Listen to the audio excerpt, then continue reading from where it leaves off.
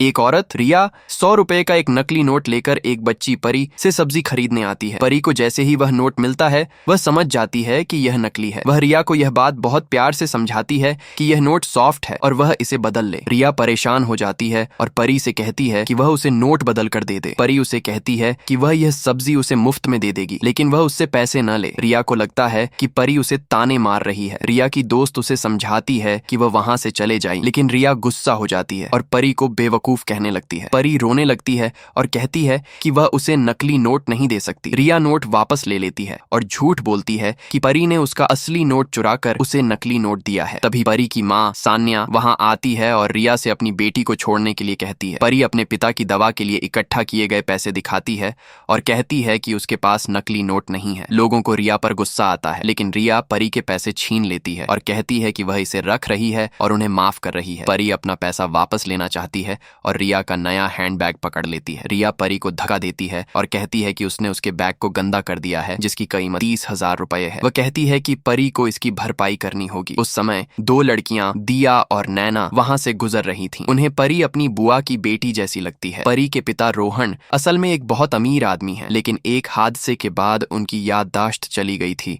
और वह अपने परिवार से बिछड़ गए थे। परी की दादी उसे पिछले 7 सालों से ढूंढ रही थी। एक दिन दादी गर्मी की वजह से बेहोश हो जाती हैं और परी और उसकी माँ उसे बचाती हैं। दादी को परी की कलाई पर एक निशान दिखता है जो उनके परिवार की पहचान थी। दादी को पक्का यकीन हो जाता है कि वह उन्हीं की पोती है। दादी घर जाती है और अपने 3 बेटों को सब कुछ बताती है। वह अपने दोनों पोतियों से कहती है कि वह परी को ढूंढें। दिया और नैना बाजार जाती हैं और परी को पहचान लेती हैं। दोनों लड़कियां परी की मदद करने जाती हैं और रिया को धमकी देती है। रिया उनसे कहती है कि वे चुप रहें। वह कहती है कि उसने 30,000 रुपए का बैग खरीदा था। तभी दिया रिया से कहती है, तुम्हारा बैग असली नहीं है, ये फेक है। रिया को गुस्सा आ जाता है और वह दिया को थप्पड़ मार देती है। वह कहती है, तुम्हें पता भी है कि मैं कौन हूँ? रिया पुलिस को बुलाती है और उन दोनों को धमकी देती है। तभी वहाँ एक आदमी आता है। रिया कहती है कि कोई उसे हाथ नहीं लगा सकता। तभी परी के दादा वहाँ आते हैं और कहते हैं कि आज मैं देखता हूँ कि कौन मेरे परिवार के लोगों को छूने की हिम्मत करता है।